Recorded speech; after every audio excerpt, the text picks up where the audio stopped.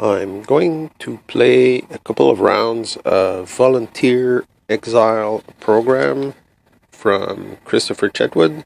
It's the 11th game in his 12-game design challenge, where he's designing 12 games in 12 months, all games with 18 cards. This one is about a world that has gone badlands, and you need to colonize or resettle the badlands. It's the no man's land, which is here. I have one Pitizen which is ready to go at game setup. A Pitizen is a pitiful citizen, I guess.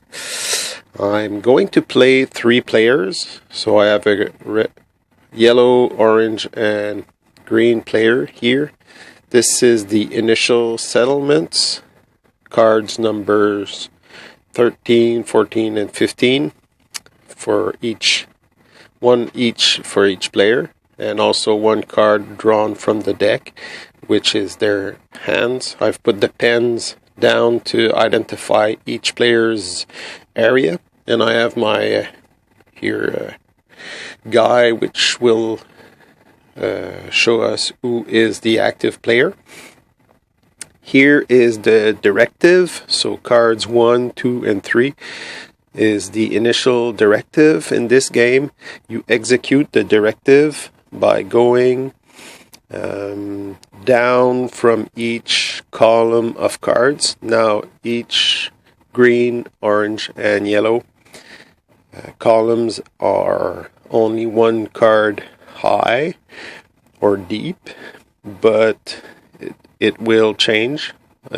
Cards will add. So now I would execute one of those directives and then go here, there's none, and then back up here, one of those, and then this one. So this will be the initial directive. I have my scoring card here with the cubes representing each player. We're at 0 now. I have 2 other Pitizens in the big city somewhere, not sent on a mission yet, not volunteered. This is the end game card. So there are 4 of them. I randomly chose this one. So what it says is you need to fulfill one pair of those criteria in order for the game to end. So that what it says is you need one player to have 7 points, not 8, not 6, 7 points, and 3 permanent weapon bonuses. That's one way to end the game. Or one player could claim 3 raiders and have 3 permanent build bonuses, or the value of their settlements when you build buildings in your settlements, they come with points. So this one has 1 point. So in this scenario, this end game scenario, you need to have exactly 10 points in your settlements, and your permanent bonuses for weapons and build must add up to 5. These are the 5 end game conditions for this game, and once the game has ended, now you count points. Points will be the score on the scorecard, your points here added to that, and also each raider that you have claimed will be worth 2 points. And that's it. I have a draw deck here. I have put my other end card on top of it, so I don't see the top card. And in this game, you draw from the bottom. Cards are such that they have a location face and a directive face. So when you play it, you either play it into your settlement or into the directive. in the appropriate color of your directive. When you play into your settlement, you're not limited by colors. Colors don't matter in your settlement, but in the directive, yes, it does. So let's go. So this yellow guy is the first player. Now let's look at the cards. The cards show the location art, which doesn't have any technical impact. And then you have what they call open bonuses, which when you have the card in front of you are upside down. It's such that it reminds other players that they have access to these bonuses. So here you have 2 build bonuses, but they're not active unless you have a Pitizen on your settlement. And it costs 1 build bonus to build a garage, but it's my first card, so I didn't have to pay that. So now I have access to nothing, since the Pitizen is in no man's land and he's not taking care of any settlement building.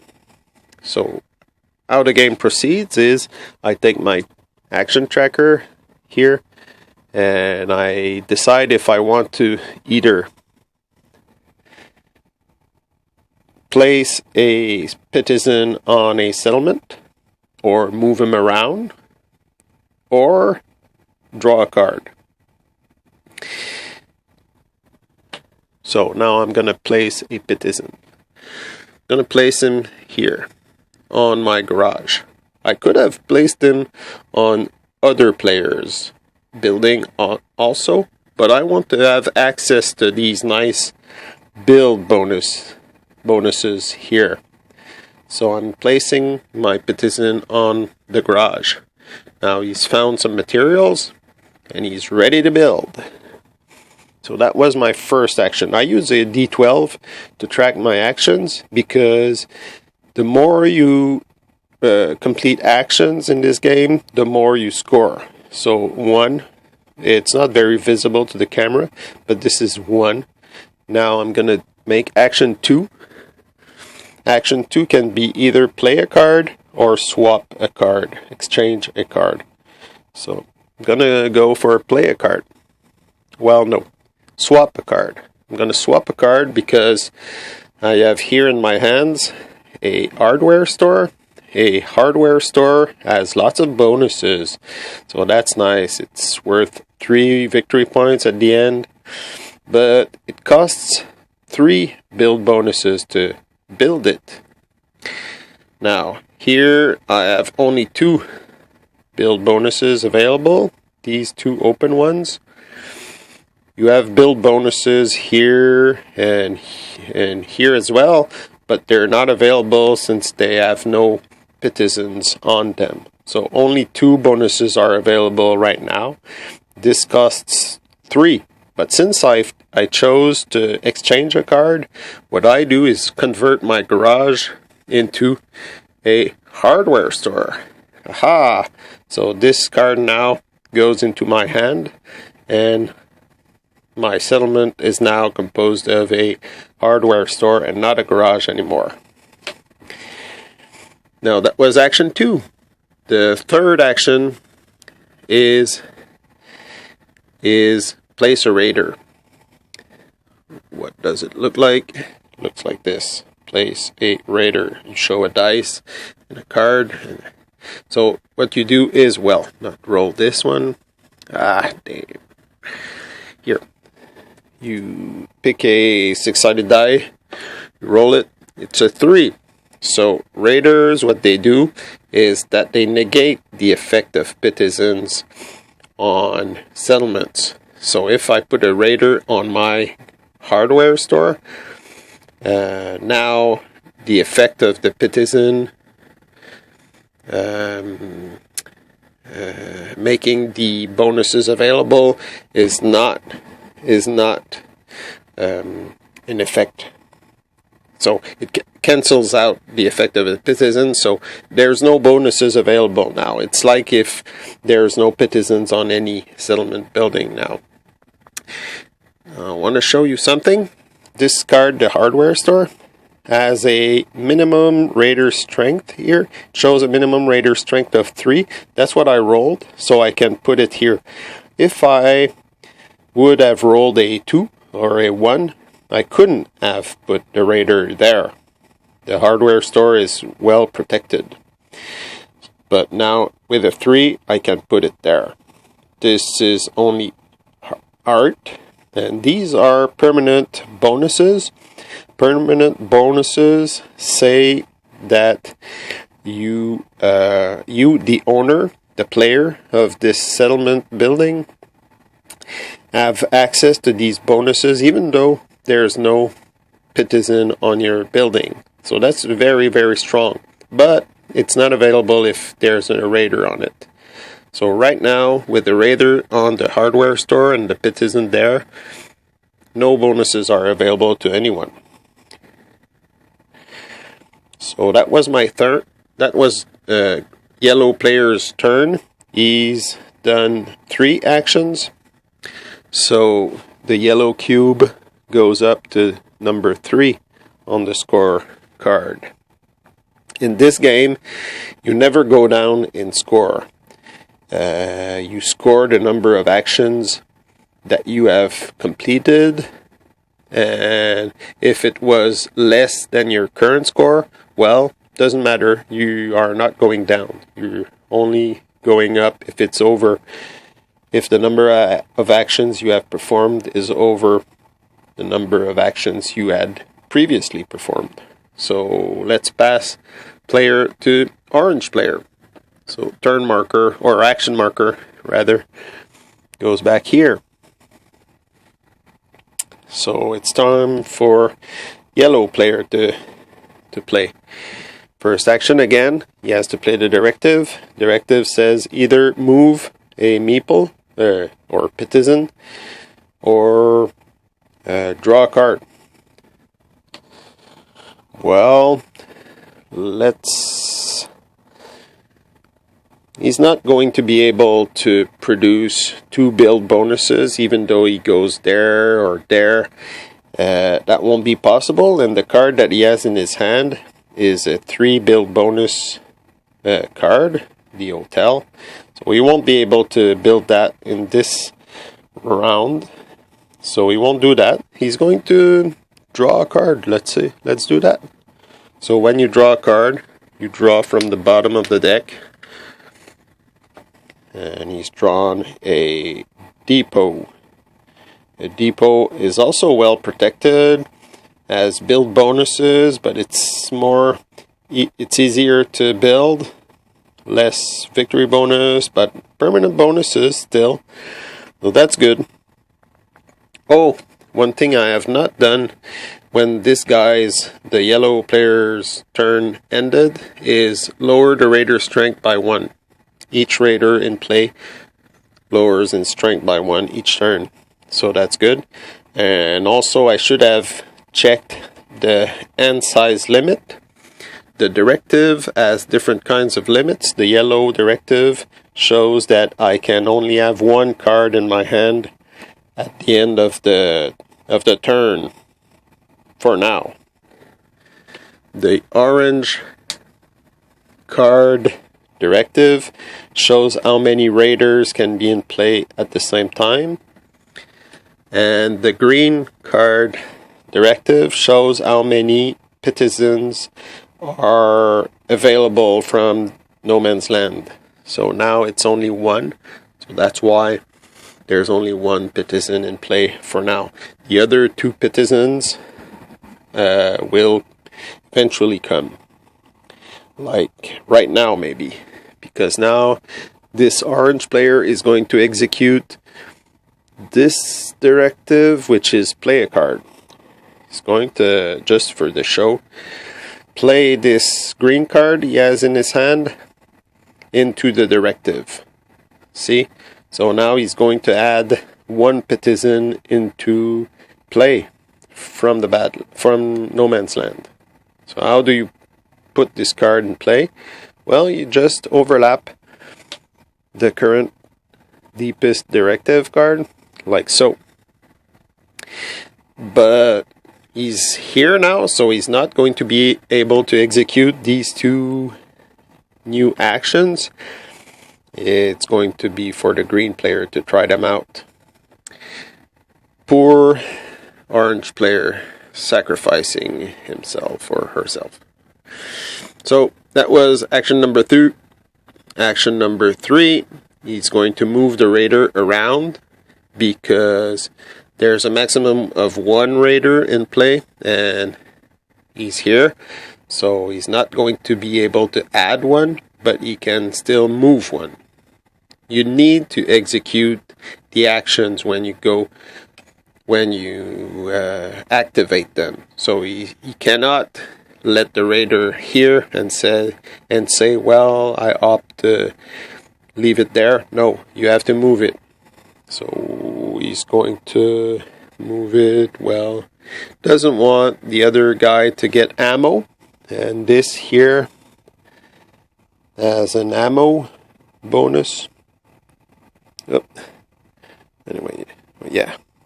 An ammo bonus gives you potential to claim raiders eventually. So he doesn't want the other guy to do that. He's going to put the raider there. So he scored 3 actions as well. That was the orange player. Orange player goes to 3. Now the green player. It's the green player's turn. Green player has access to more action, so he's going to score higher than the other guys. First action he's going to do, he's going to draw a card. Oh, and adding a green card here adds a Petizen into the Badlands, because now we have 2 Petizens available to go and settle this no man's land. So he's drawn the bank.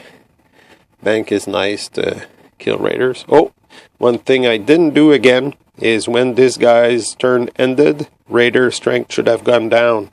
So it's only 1 now. 1. That's nice. It's difficult to claim raiders. It's difficult to beat them.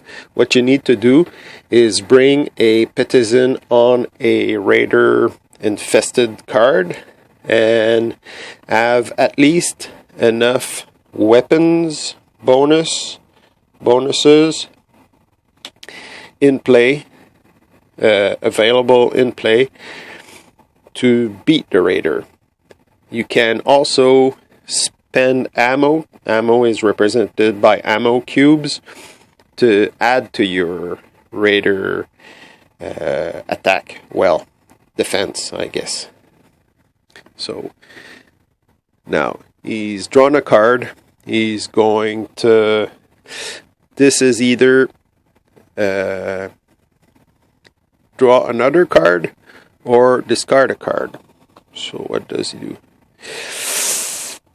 He's going to discard a card. He doesn't figure he's going to be able to use the gas station anytime soon. So he's going to,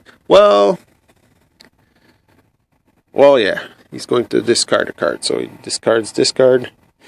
I'm not going to play to win now here. It's just to show you guys how this is done.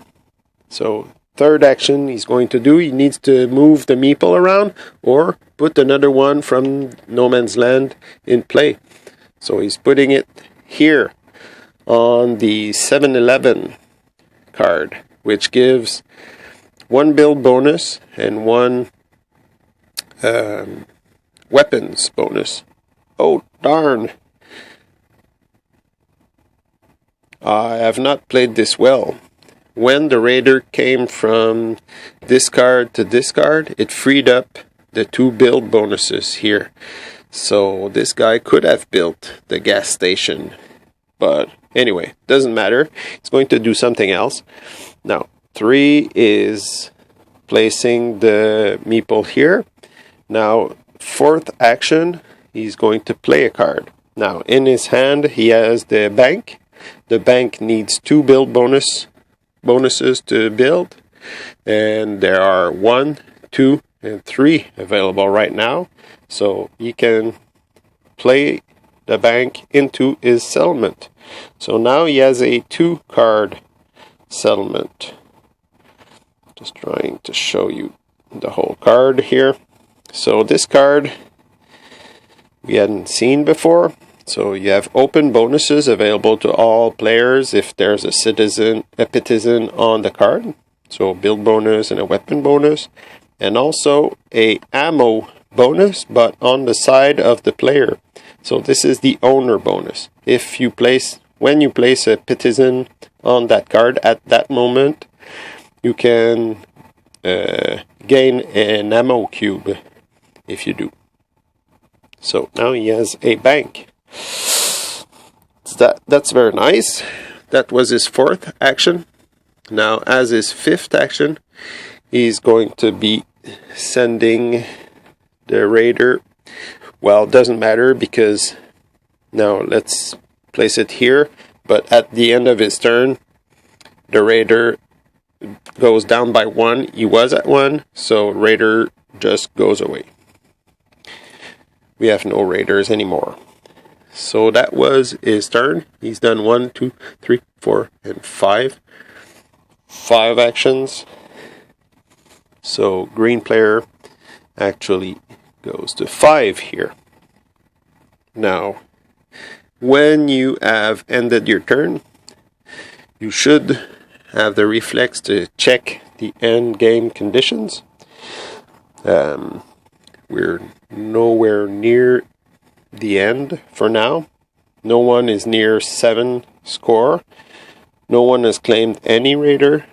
No one has 10 total building value in their settlement. So game continues. Going back to the yellow player. And so I would do another turn, and this is how the game goes. Now this guy, just so we're clear, this guy, the green player, now has a permanent weapon bonus, so he can claim raiders that have a strength 1 permanently, unless there's a raider on this card here, which would disable his bonus. But if not, permanent bonuses don't need any citizens on them to be activated. They're always available to the owner. Now this bonus here, the owner bonus, if you move, if it's on his turn, he would surely try to move a citizen on the card. Let's say it's the green player's card. He would play a citizen on this card here to gain the ammo bonus, and then he would grab a ammo cube and keep it in store for future raider attacks. Now, if he would need to attack a raider strength 2 raid, then he would use his permanent weapon bonus and spend 1 ammo cube to kill a raider and claim the cube. When you claim a raider, you keep the cube.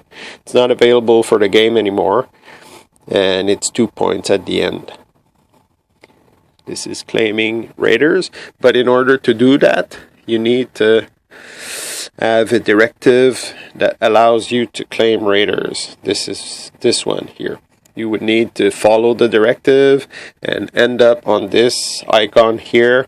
Have a citizen on a card with a raider. Well, let's say this one.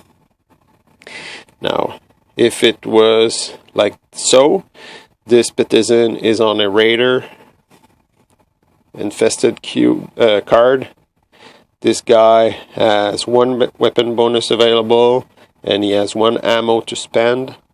There's a citizen here, raider strength 2, so he's available for this guy to claim. He would spend his ammo cube, claim the raider. That's how you do it, but you need this action to do it. It's not in the directive right now, so Impossible for now. What other directive action did we not see? Well, that's about it. Sometimes you have arrow cards. Now I don't see any. Arrow skip. Skip like so. Skip means that when you end on this action, you just go to the other column. When you're on the yellow directive card and you go to the arrow, well, it ends your turn. You don't go here. So if you don't want, in this case, to place a raider, well, you can, but you need to end your turn prematurely. If you were to go on such an action which says place a card and you don't have cards in hand, well, you can't do it. You're not completing this action and not scoring the points that go with it. So that's basically the game. The game would proceed until end game conditions are fulfilled, and then points would be scored, and that's it. Hope you like it. I certainly do. Like the team. It's fun. Bye-bye.